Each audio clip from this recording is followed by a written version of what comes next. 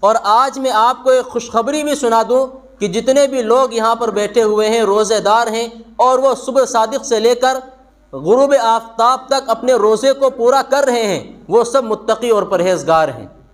چاہے مکمل تقویٰ نہیں ہے لیکن تقوی کی ایک جھلک تو پائی جاتی ہے کہ آپ صبح سے لے کر شام تک بھوکے پیاسے کس کی بنا پر ہیں؟ اللہ تبارک و تعالیٰ کی وجہ سے۔ آپ کا ہاتھ تنہائی میں بھی کھانے کی طرف نہیں اٹھ رہا، کیوں؟ اللہ دیکھ رہا ہے۔ آپ کا ہاتھ تنہائی میں بھی ٹھنڈے پانی کی طرف نہیں جا رہا، کیوں؟ اس لیے کہ اللہ تبارک و تعالیٰ دیکھ رہا ہے۔ ہر ایک کے ذہن میں تصور ہوتا ہے تو ہر ایک ہم میں سے متقی ہوا یا نہیں ہوا، لیکن اس تقوی کو کمال کی انتہا کو پہنچا کہ ہم جس مہینے کے لیے رجب سے دعائیں کر رہے تھے اور مسلسل ہماری زبانوں پر یہ دعا جاری تھی کہ اللہ ہمارے لیے رجب اور شعبان کے مہینوں میں برکتیں عطا فرما اور ہمیں رمضان تک پہنچا۔ خوش نصیب ہیں ہم لوگ کہ رب کائنات نے ہماری دعاؤں کو قبول کیا اور ہمیں رمضان کے مبارک مہینے تک پہنچا دیا۔ آج ہم جس تاریخ میں بیٹھے ہوئے ہیں مسجد میں، یہ رمضان کا مہینہ ہے اور آج چوتھا روزہ ہے۔ تو رب کائنات کا کتنا بڑا کرم ہے کہ اس نے ہمیں رمضان کے پہلے عشرے میں داخل کر دیا۔ ہم نے دعائیں کی، اللہ نے دعائیں قبول کر لیں، تو ہمارا بھی فرض بنتا ہے کہ ہم بھی رمضان کی عظمت میں، اس کی اہمیت میں کوئی کمی نہ چھوڑیں اور رمضان کی مکمل طریقے سے قدر کریں جیسا کہ اس کی قدر کرنے کا حق ہے۔ پہلا عشرہ اللہ تعالیٰ نے ہمیں عطا کیا رحمت کا۔ اس پورے عشرے میں رب کائنات کی رحمتیں اپنے بندوں پر نازل ہوتی رہیں گی۔ یہ سب سے پہلی بات ہے اللہ تبارک و تعالیٰ کی جانب سے۔ جیسے ہی رمضان کا مہینہ داخل ہوتا ہے تو اللہ تبارک و تعالیٰ اس اپنے بندوں پر، چاہے وہ گنہگار ہوں چاہے اللہ کے فرما بردار ہوں، سب پر رب کائنات کی رحمتیں نازل ہونی شروع ہو جاتی ہیں اور شیطانوں کو قید کر دیا جاتا ہے تاکہ وہ میرے بندوں کو گمراہ نہ کر سکے۔ اور پھر اللہ کے بندے اللہ کی طرف آتے ہیں، اس کے قریب ہوتے ہیں، کبھی تہجد کی شکل میں تو کبھی تراویح کی شکل میں تو کبھی روزے کی شکل میں۔ آج میں آپ کے سامنے صرف اتنی بات پیش کروں گا کہ روزہ کیوں فرض کیا گیا، اس کی وجہ کیا ہے، سب سے بڑا ریزن کیا ہے اس کا روزہ کے فرض کرنے کا۔ قرآن کریم کی آیت جو میں نے آپ کے سامنے تلاوت کی ہے، اسی میں اللہ تبارک و تعالیٰ نے وجہ بیان فرما دی کہ میں نے روزہ اپنے بندوں پر کس لیے فرض کیا ہے۔ فرمایا یا ایھا الذین آمنوا کتب علیکم الصیام کما کتب علی الذین من قبلکم لعلکم تتقون۔ یہ جو لعلکم تتقون ہے، اس میں اللہ تبارک و تعالیٰ نے روزے کی فرضیت کی وجہ بیان فرما دی ہے کہ روزہ تم پر اس لیے فرض کیا گیا تاکہ تم تقوی والے بن جاؤ۔ تقوی، پرہیزگاری، یعنی ان چیزوں سے بچنا جن چیزوں سے بچنے کا اللہ نے حکم دیا ہے، ان چیزوں سے رک جانا جن چیزوں سے رک جانے کا اللہ نے حکم دیا ہے۔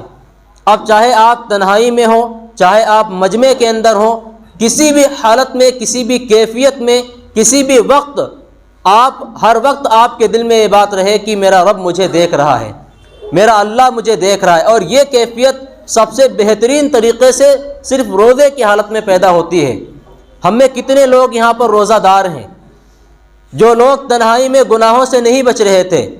ہمارے وہ مسلمان بھائی جو تنہائی کا موقع پاتے ہی فوراً گناہوں کی طرف جا رہے تھے، روزے کی حالت میں کتنے تنہائی کے موقع ملتے ہیں؟ کیا کوئی پانی پیتا ہے؟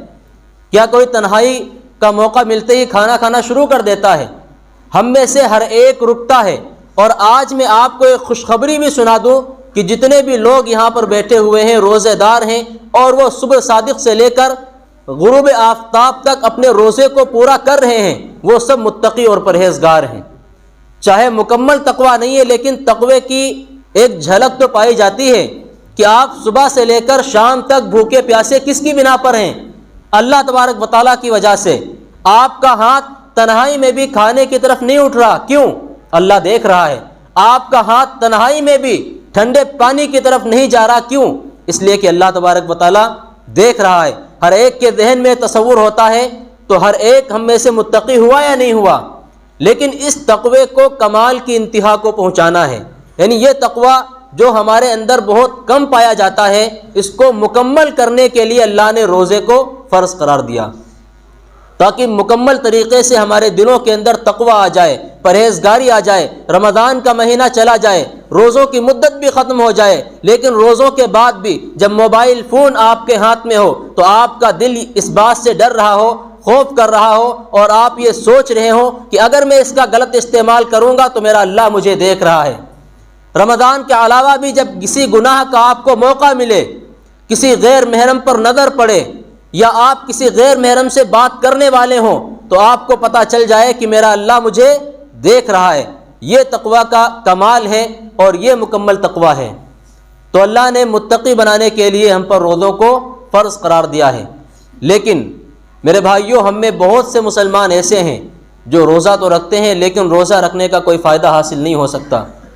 اللہ کے نبی صلی اللہ علیہ وسلم نے ارشاد فرمایا، رب صائمن، کتنے روزہ دار ایسے ہیں جو روزہ رکھتے ہیں، دن بھر کی بھوک اور پیاس کو برداشت کرتے ہیں، لیکن ان کو بھوک پیاس برداشت کرنے کے سوا کوئی بھی اجر حاصل نہیں ہوتا۔ پورا دن صرف بھوک پیاس ہی حاصل ہوتی ہے، اس کے علاوہ رتی برابر بھی ثواب ان کو نہیں ملتا۔ وہ کون لوگ ہیں؟ روزہ تو ہم نے رکھ لیا لیکن جھوٹ سے باز نہیں آ رہے، روزہ تو ہم نے رکھ لیا لیکن غیبت سے باز نہیں آ رہے، روزہ تو ہم نے رکھ لیا لیکن کیا کر رہے ہیں؟ سوشل میڈیا پر، انٹرنیٹ پر ریلز دیکھ رہے ہیں اور غیر محرموں پر نظریں پڑ رہی ہیں۔ کوئی فائدہ نہیں روزے کا۔ تو اس لیے روزے کی حالت میں ہمیں اپنے آپ کو گناہوں سے بھی روکنا ہے۔ وہ عادتیں جو ہم نے رمضان سے پہلے بنائی ہوئی تھیں، ان عادتوں کو ختم کر دینا ہے، مکمل طریقے سے باز آ جانا ہے، اور یہ سوچنا ہے کہ رب کائنات مجھے دیکھ رہا ہے۔ غیبت کتنا بڑا گناہ ہے؟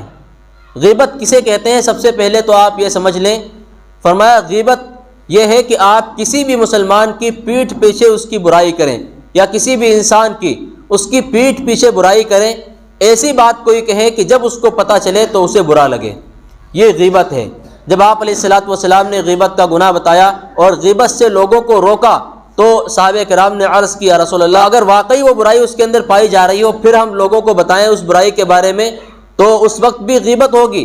تو نبی کریم صلی اللہ علیہ وسلم نے ارشاد فرمایا کہ ہاں، تبھی تو غیبت ہے۔ اگر وہ برائی، جس برائی کو تم لوگوں کو بتا رہے ہو، اس کے اندر پائی ہی نہیں جا رہی، پھر تو یہ الزام ہو جائے گا، اور الزام تو غیبت سے بھی بڑا گناہ ہے۔ کسی پر الزام لگا دینا یہ غیبت سے بڑا گناہ ہے۔ اور غیبت کتنا بڑا گناہ ہے؟ الغیبت اشد من الزنا، نبی کریم صلی اللہ علیہ وسلم نے ارشاد فرمایا کہ غیبت زنا سے بھی بڑھ کر گناہ ہے۔ کوئی شخص زنا کر لے وہ بھی کبیرہ گناہ ہے، بہت بڑا گناہ ہے، لیکن غیبت کر دے زنا سے بھی بڑا گناہ ہے۔ آج ہم میں بہت سے لوگ ایسے ہیں جو اپنے دامن کو بچائے رکھے ہیں، زنا کی طرف نہیں گئے لیکن غیبت سے باز نہیں آتے۔ مطلب زنا کو ہم بدترین گناہ سمجھتے ہیں، زنا کو ہم بدترین جرم سمجھتے ہیں، لیکن زنا سے بڑھ کر گناہ کے اندر ملوث ہیں غیبتوں کے اندر۔ غیبت کا علاج سب سے بہترین کیا ہے؟ کیجئے، ہرگز نہ سنیے دوسروں کا تذکرہ، سب سے بہتر ہے یہی بہتان و غیبت کا علاج۔ یعنی اگر آپ 2 لوگ ہیں تو تیسرے کا تذکرہ ہی نہ کریں، اگر آپ 3 لوگ ہیں تو چوتھے کا تذکرہ ہی نہ کریں۔ اگر آپ اچھائی سے بھی تذکرہ شروع کریں گے تو شیطان آپ کو برائی کی طرف لے کر چلا جائے گا۔ تو اس لیے صرف اپنی بات کریں، جتنے بھی لوگ مجلس کے اندر بیٹھے ہوئے ہوں وہ صرف اپنا تذکرہ کریں، اپنی بات کریں، کسی غیر کا تذکرہ نہ کریں۔ یہ بہترین علاج ہے غیبت سے بچنے کا۔ اور غیبت سے متعلق نبی کریم صلی اللہ علیہ وسلم نے ارشاد فرمایا کہ جو شخص کسی مسلمان کی غیبت کرتا ہے، ذرا غور کریں، فرمایا جو شخص کسی مسلمان کی غیبت کرتا ہے اور اس کی عزت کو اچھالتا ہے تو اللہ تبارک و تعالیٰ اس کے پیچھے پڑ جاتا ہے اور اسے گھر بیٹھے رسوا کر دیتا ہے۔ اگر ہم نے کسی کی غیبت کی ہوگی، کسی کی عزت پر ہاتھ ڈالا ہوگا تو ہم گھر سے باہر بھی نہیں نکلیں گے، اور گھر کے اندر بیٹھے بیٹھے اللہ تعالیٰ ذلیل اور رسوا کر دے گا کہ معاشرے میں نظر اٹھانے کے لائق نہیں چھوڑے گا۔ یہ ایسی بات ہے کہ ہم میں سے اگر کوئی شخص اسی بات کو صرف سمجھ لے اچھے طریقے سے تو انشاءاللہ کسی کی غیبت نہیں کرے گا، انشاءاللہ پھر وہ کسی کی عزت پر ہاتھ نہیں ڈالے گا۔ تو اس لیے اگر اپنی عزت آپ کو بچانی ہے اور اپنے آپ کو معاشرے میں ایک عزت دار انسان بنا کر رکھنا ہے تو آپ دوسروں کی بھی رسپیکٹ کریں، ان کی بھی عزت کریں اور کسی کی غیبت نہ کریں۔ اور نبی کریم صلی اللہ علیہ وسلم نے غیبت سے متعلق بہت سی باتیں ارشاد فرمائی ہیں۔ ان میں سے ایک بات یہ بھی ہے، آپ علیہ الصلاۃ والسلام نے فرمایا کہ غیبت کرنے والا در حقیقت اپنے مردار بھائی کا گوشت کھانے والا ہے۔ ہم میں سے کسی کے سامنے، اللہ نہ کرے کسی کے سامنے مردار بھائی پڑا ہوا ہو، مرا ہوا بھائی، اور اس سے کہا جائے کہ تم اس کا گوشت کاٹ کے کھا لو، کیا کوئی کھانا پسند کرے گا؟ مردار بھائی اور انسان تو بہت دور کی بات ہے کہ کوئی مردار جانور کا گوشت کھانا پسند نہیں کرتا، تو پھر سگے بھائی کا، مردار بھائی کا گوشت کھانا کیسے پسند کر سکتا ہے؟ فرمایا غیبت کرنے والا در حقیقت اپنے مرے ہوئے بھائی کا گوشت کھانے والا ہے۔ یہ کتنا بڑا جرم ہے، کتنا بڑا گناہ ہے۔ اس لیے کسی کی بھی پیٹھ پیچھے غیبت نہ کریں۔ اچھا، بہت سے لوگ ایسے ہیں جو یہ کہتے ہیں کہ ہم تو کسی سے برائی نہیں کرتے، لیکن سامنے والا آ کر کے دوسروں کی برائی ہم سے کرتا ہے تو ہم کیا کریں؟ دیکھو، پہلی بات تو آپ اس سے فوراً بات بدل دیں، بات بدلنے کی کوشش کریں تاکہ وہ غیبت آپ سے نہ کر سکے کسی کی۔ پھر بھی باز نہیں آ رہا تو صاف طور پر آپ اس کو روک دیں۔ ویسے اول درجہ تو یہی ہے کہ صاف طور پر آپ اس کو پہلے روک دیں، منع کر دیں کہ یہ غیبت ہے اور غیبت کا گناہ بڑا ہی سخت ہے، زنا سے بدتر عمل ہے، تو اس لیے آپ کسی کی برائی میرے سامنے نہ کریں، اپنی بات کریں۔ صاف طور پر اگر کہہ دیں گے تو اس سے ایک فائدہ تو یہ ہوگا کہ وہ غیبت کرنے سے رک جائے گا، دوسرا فائدہ یہ ہوگا کہ اس کو بھی کچھ نصیحت ہو جائے گی، عین ممکن ہے کہ وہ آگے چل کر خود بھی اس پر عمل کر لے۔ تو غیبت سے بچنے کا یہ طریقہ ہے۔ دوسری بات میں نے بتائی کہ جھوٹ سے ہم باز نہیں آتے۔ فرماتے ہیں نبی کریم صلی اللہ علیہ وسلم کہ ہم میں سے ہر شخص اس درجہ جھوٹ بولتا رہتا ہے یہاں تک کہ اللہ تبارک و تعالیٰ کے ہاں اس کو کذاب لکھ دیا جاتا ہے، بہت جھوٹا، یہ اللہ کے ہاں اس کو لکھ دیا جاتا ہے۔ اس لیے جھوٹ سے بھی بچنا ہے۔ بعض علماء کرام تو یہاں تک کہتے ہیں کہ اگر کوئی شخص جھوٹ بولتا ہے تو ایسے شخص کا روزہ ہی نہیں ہوگا۔ یہ بعض علماء کرام کا قول ہے، لیکن اکثر علماء کرام اور اکثر محدثین اس بات کی طرف گئے ہیں کہ روزہ تو ہو جائے گا لیکن مکروہ ہو جائے گا، صرف فرض ادا ہوگا، اس کو ثواب کچھ نہیں ملے گا۔ اس لیے جھوٹ سے بچنا ہے۔ کاروبار میں جھوٹ یا کسی بھی طرح کا کوئی جھوٹ ہو، خاص طور پر موبائل فون پر بہت زیادہ جھوٹ بولا جاتا ہے کہ بیٹھے کہیں ہیں اور بتا کہیں کا رہے ہیں۔ تو اگر کسی کا فون آئے، بھائی کہاں ہیں؟ تو ابھی گھر میں بیٹھے ہوئے ہیں، کیا کہتے ہیں کہ میں نکل چکا ہوں، راستے میں ہوں۔ تو یہ ایسے جھوٹ ہیں جن سے بچنا بہت آسان ہے۔ اگر آپ یہ کہہ دیں گے ابھی گھر پہ ہوں تو کون سا وہ آپ کو سولی پہ چڑھا دے گا؟ کون سی مصیبت آ جائے گی؟ یا پھر آپ جو وعدہ کریں اس کو وقت پر پورا کریں، وہ وعدہ وقت پر پورا کریں۔ اگر نہیں کر پا رہے ہیں تو کم از کم جھوٹ سے تو بچ جائیں، جھوٹ نہ بولیں، آپ سچی بات بتائیں۔ اس سے کیا توفیق ہوگی؟ اگر آپ نے کسی سے وعدہ کیا ہے کہ میں 10 بجے آپ کے یہاں آ جاؤں گا، 10 بجے آپ نہیں نکلے، گھر میں بیٹھے ہوئے ہیں، کسی کی کال آئی آپ سے پوچھتا ہے کہ بھائی آپ کہاں ہیں، تو آپ یہ نہ کہیں، ایک تو گناہ آپ نے کر دیا وعدہ خلافی کر کے، دوسرا گناہ آپ جھوٹ بول کر رہے ہیں، تو ایک گناہ تو آپ سے ہو ہی گیا وعدہ خلافی کا، تو دوسرا گناہ آپ نہ کریں، کم از کم سچ بتا دیں کہ میں ابھی گھر پر ہوں۔ اس سے فائدہ کیا ہوگا کہ پھر آپ کو توفیق ہوگی کہ آپ وعدہ کو بھی پورا کرنے لگیں گے، کیونکہ آپ کو شرم آئے گی کہ میں وعدہ خلافی کر رہا ہوں، لوگوں سے وعدے کے مطابق مل نہیں پا رہا، تو آپ کو خود بخود غیرت آئے گی اس سچائی کی وجہ سے۔ یہ سچ جو ہے یہ آپ کو وعدہ خلافی کے گناہ سے بھی نجات دے دے گا۔ اسی لیے نبی کریم صلی اللہ علیہ وسلم نے فرمایا ہے الصدق ینجی، کہ سچائی نجات دیتی ہے، والکذب یہلک، جھوٹ برباد کر دیتا ہے۔ جھوٹ میں انسان پھنستا چلا جائے گا، اس کے اندر پھر سکون نہیں رہے گا۔ بھائی اتنے لوگوں سے جھوٹ بول رکھا ہے، ہر آدمی اب اسی موقع پر آپ سے مطالبہ کرے گا اور آپ کے پاس کوئی انتظام ہے نہیں، آپ سے سوال کرے گا اور آپ نے اس کی کوئی تیاری کی نہیں ہوگی، تو ٹینشن بڑھے گا یا گھٹے گا؟ لوگ سمجھتے ہیں کہ جھوٹ بول کر ٹینشن سے بری ہو جاؤ، جھوٹ بول کر ہم 10 ٹینشن اور پال لیتے ہیں۔ اس لیے جھوٹ سے پرہیز کریں۔ دوسرے روزہ کا بھی اعتبار نہیں ہے جھوٹ بولنے والے کا۔ تو یہ 2 باتیں ہو گئی۔ تیسری بات، جو بھی گناہ کر رہے ہیں ہم سوشل میڈیا پر، خاص طور پر عام طور پر انسان موبائل کا استعمال بہت کر رہا ہے، موبائل کے استعمال سے حتی الامکان بچیں۔ آپ کو اگر دیکھو جو بھی وقت خالی مل رہا ہے آپ اس میں قرآن کریم کی تلاوت میں لگ جائیں۔ قرآن کریم کی تلاوت ہے، ذکر ہے، اور اس کے علاوہ آپ کلمہ طیبہ کی کثرت کرتے رہیں اور استغفار کی کثرت کرتے رہیں، اللہ سے جہنم سے پناہ مانگیں اور جنت کی طلب کرتے رہیں۔ یہ 4 کام تو آپ کو کرنے ہی کرنے ہیں رمضان کے مبارک مہینے میں۔ آپ کو اگر ارجنٹ استعمال ہی کرنا پڑ جائے موبائل فون تو صرف ضرورت کے واسطے استعمال کریں، اس سے زیادہ نہیں۔ کوئی غلط چیز اس کے اندر نہ دیکھیں تاکہ آپ کا روزہ صحیح طریقے سے آخر تک ہو جائے۔ اور نبی کریم صلی اللہ علیہ وسلم نے ایک حدیث قدسی ہے جس میں اللہ تبارک و تعالیٰ کے الفاظ نقل کیے ہیں۔ نبی کریم صلی اللہ علیہ وسلم نے ارشاد فرمایا کہ اللہ تعالیٰ فرماتا ہے الصوم لی، کہ روزہ میرے لیے ہے اور میں خود اس کا بدلہ دوں گا۔ ویسے اللہ تعالیٰ تمام اعمال کا بدلہ فرشتوں سے دلوا دیتا ہے، لیکن فرمایا روزہ خاص میرے لیے ہے۔ میرا بندہ بھوکا کس کے لیے رہ رہا ہے؟ میرے لیے۔ میرا بندہ پیاس کس کے لیے برداشت کر رہا ہے؟ میرے لیے۔ تو میں خود اس کا بدلہ عطا کروں گا۔ اور ایک روایت کے مطابق یہ حدیث شریف وَأَنَا أُجْزَى بھی پڑھی گئی ہے۔ اس کا مطلب یہ ہے کہ میں خود اس کا بدلہ ہوں، یہ میری ذات، میں خود اپنی ذات اسے بدلے میں دے دوں گا۔ مطلب کیا ہے؟ کہ وہ شخص اللہ کا ولی بن جائے گا جو روزہ مکمل طریقے سے ساری پابندیوں کے ساتھ رکھتا ہے، روزہ میں گناہ نہیں کرتا، روزہ میں کوئی مکروہ عمل نہیں کرتا، مکمل طریقے سے رکھتا ہے، تو خود اللہ کی ذات اس کو بدلے میں مل جائے گی۔ یہ اتنی بڑی بات ہے کہ اس کو شاید وہی لوگ سمجھ سکتے ہیں جو اللہ والے ہیں، ہر کوئی اس کو سمجھ بھی نہیں سکتا کہ خود اللہ کی ذات بدلے میں مل رہی ہو، اس سے بڑی اور کیا بات ہوگی۔ تو اس لیے روزے کی حالت میں کوئی بھی ایسا کام نہ کرے جو اللہ کو ناراض کرنے والا ہو۔ تو فرمایا کہ میں خود اس کا بدلہ دوں گا۔ رمضان کے مبارک مہینے میں افطار کے وقت جب بندے دسترخوان کے سامنے بیٹھے ہوتے ہیں، ابھی تو کچھ ٹھنڈ باقی ہے، گرمیوں کے جب روزے ہو رہے تھے تو پیاس کتنی شدت سے لگ رہی تھی، انسان کو 11-12 بجے سے ہی پیاس کی شدت شروع ہو جاتی تھی۔ تو اس لیے رمضان کے مبارک مہینے میں جب دسترخوان پر مغرب کے وقت، افطار کے وقت لوگ بیٹھے ہوتے ہیں، کھانا پینا، ہر قسم کے شربت اس کے سامنے ہوتے ہیں، ہر چیز، ہر نعمت اس کے سامنے موجود ہوتی ہے، تو اللہ تبارک و تعالیٰ دیکھتا ہے کہ میرے بندے دعاؤں کے اندر مشغول ہیں یا میرے بندے بیٹھے ہوئے ہیں، ان کا ہاتھ نہیں بڑھ رہا۔ تو رب کائنات فرشتوں سے عرض کرتا ہے کہ یہ میرے بندے کس لیے بیٹھے ہوئے ہیں؟ کھانا بھی ان کے سامنے ہے، پانی بھی ان کے سامنے ہے، ان کے سامنے قسم قسم کے شربت اور مشروب موجود ہیں، یہ کھا کیوں نہیں رہے؟ یہ ان کا ہاتھ پینے کے لیے کیوں نہیں بڑھ رہا؟ تو فرشتے عرض کرتے ہیں اللہ تیری رضا کے لیے، تیری خوشنودی کے لیے۔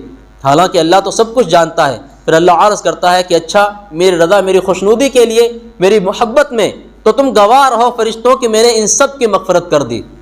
رب کائنات سب کی مغفرت فرما دیتا ہے، تو کتنے بڑے اجر کی یہ بات ہے۔ ہم اتنی چیزوں سے رکتے ہیں، کھانے پینے سے۔ اچھا اس کی خوبی دیکھیں آپ روزے کی، کہ جو کام جائز تھے، بھائی حلال کھانا بالکل جائز ہے انسان کے لیے، پانی پینا بالکل جائز ہے، کوئی حرام نہیں ہے۔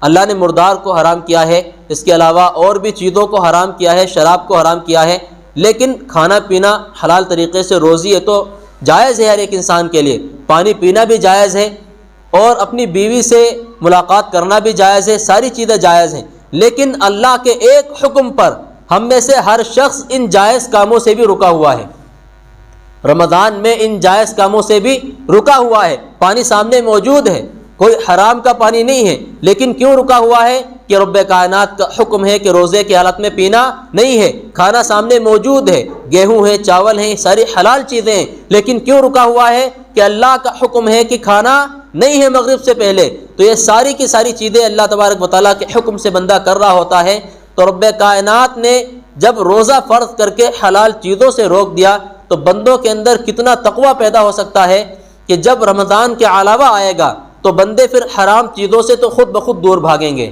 جب ہم حلال چیزوں سے رک سکتے ہیں اللہ کے ایک حکم پر، تو کیا اللہ کے حکم پر ہم حرام چیزوں سے نہیں رک سکتے؟ تو حرام چیزوں سے بھی اپنے آپ کو روکنے کی کوشش کریں۔ رشوت ہے، سودی قرضہ ہرگز نہ لیں، سودی قرضے کی کوئی گنجائش نہیں ہے۔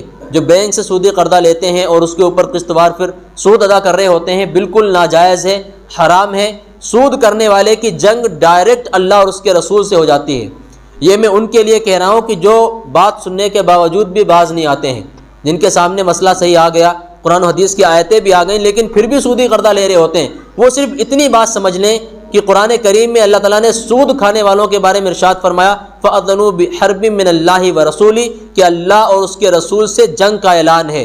تو اگر ہم سود کھائیں گے اور اللہ اور اس کے رسول سے جنگ کا اعلان کریں گے تو آپ کے گھر میں خوشحالی آ ہی نہیں سکتی، سود کھانے والا برباد ہی ہوتا چلا جائے گا۔ کتنے سود لینے والے جو سودی قرضہ ادا کر رہے ہوتے ہیں، کبھی اس سے چھٹکارے ہی نہیں پا پاتے، وہ پوری زندگی پھر سود میں پھنس کے رہ جاتے ہیں، اور قرضے پہ قرضہ، سود پہ سود بڑھتا چلا جاتا ہے، وہ ادا نہیں کر پاتے۔ میں نے کئی لوگوں کو خود دیکھا ہے کہ پہلے اپنی آئی ڈی پر سود لیا، پھر بیوی کی آئی ڈی پر سود لیا، نہ جانے کس کس کی آئی ڈی پر قرضہ نکلوا لیا، پھر اس کے بعد پوری زندگی وہ قسطیں ادا کرتے رہتے ہیں اور پریشانیاں ختم نہیں ہوتی. کبھی بیماری آئی پڑی ہے تو کبھی ایک دم سے کوئی حادثہ ہو گیا تو کبھی کچھ ہو گیا.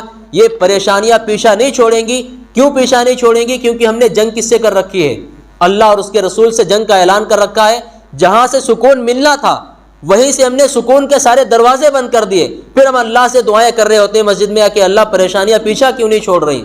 تو سود سے اپنے آپ کو ایسے بچا کے رکھنا ہے، اپنے دامن کو، جیسے ہم اپنے دامن کو کیچڑ سے اور گندگیوں سے، نجاستوں سے بچا کر رکھتے ہیں. سود بھی ایک گندگی ہے، نجاست ہے.